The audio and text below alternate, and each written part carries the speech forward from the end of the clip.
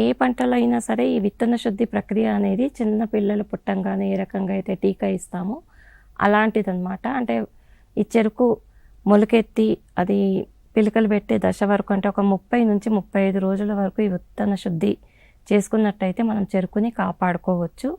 So ముఖ్యంగా మనం చెరుకులో విత్తన శుద్ధి ఏ రసాయనాలతో చేసుకోవాలి అనేది ఆలోచించినప్పుడు ముఖ్యంగా ఒక 100 లీటర్ల నీటిలో 50 గ్రాముల కార్బెండజిమ్ అలాగే 200 మిల్లీలీటరు మ్యాలథియాన్ అనే మందును కలిపి అందులో చెరుకు ముచ్చల్ని 15-20 నిమిషాల వరకు ముంచి తర్వాత మనము చెరుకుని నాటుకున్నట్టయితే వివిధ రకాల పురుగులు తెగుళ్ళ నుంచి మనం ఒక 30 లేదా 40 రోజుల వరకు చెరుకు పంటను కాపాడుకోవచ్చు. అంతేకాకుండా కొన్ని ప్రాంతాలలో ఈ కాటుక తెగుల సమస్య ఎక్కువగా ఉంది.